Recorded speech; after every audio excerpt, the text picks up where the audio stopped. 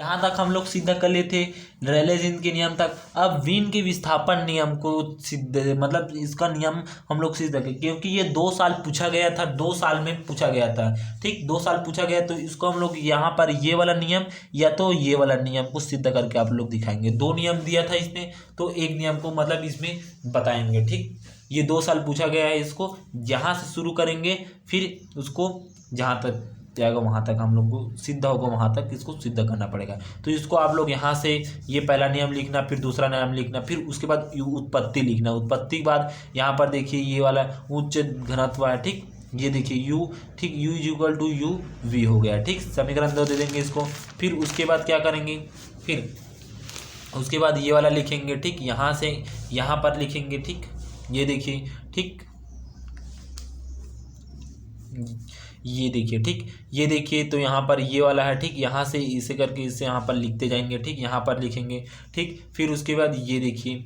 ठीक, यहाँ पर यहाँ तक आएंगे। ठीक, ये वाला में। ठीक, यहाँ से यहाँ पर यहाँ तक लिखेंगे। ठीक, फिर उसके बाद आगे देखिए यहाँ पर। ठीक, इसको देखिए यहाँ से इसको शुरू करेंगे। यहाँ से यहाँ पर हमें u v के घात 4/3 इज इक्वल टू कॉन्स्टेंट मिलेगा, समीकरण 6 देखेंगे।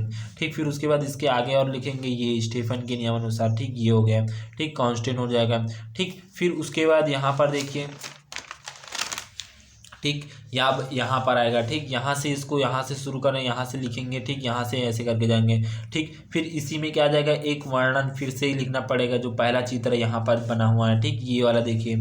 ठीक, यहाँ पर दिख रहा है, यहाँ से किरण आता है। ठीक, यहाँ से किरण आता है और यहाँ पर क्या आ जाता है, विस्थापित हो जाता है। अब यदि ये क्या आता है, ये पीछे हट जाता है, तो यहाँ पर पीछे हटेगा तो ये किरण यहाँ पर टकराएगा, फिर यह वापिस यहाँ पर चला जाएगा। यही इसमें बता रहा है। तो दोनों क्या है, इसमें बराबर मान आता है। तो यहाँ से इसको इसे सिद्ध करेंगे।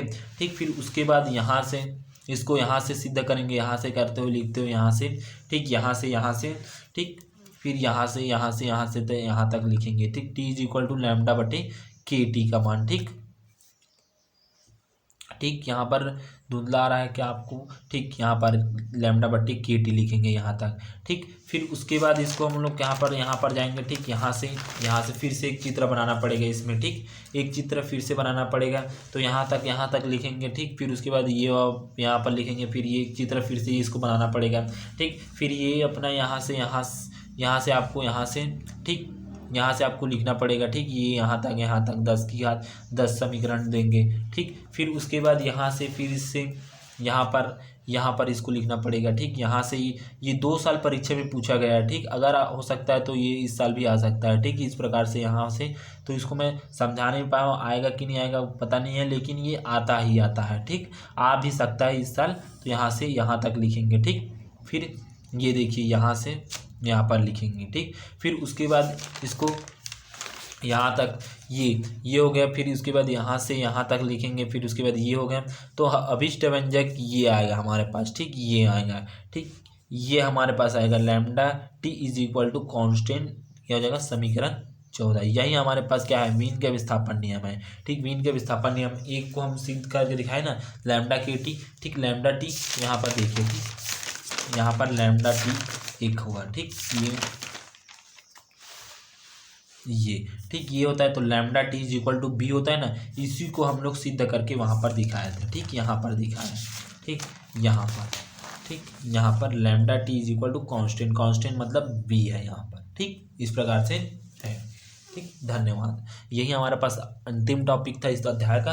अब आधे अध्याय हम लोग यूनिट 4 पढ़ेंगे, जिसमें चैप्टर 5 था ऊष्मागतिकी की संख्या के आधार पर। ठीक, ऊष्मागतिकी की संख्या के आधार पर पढ़ेंगे। ठीक।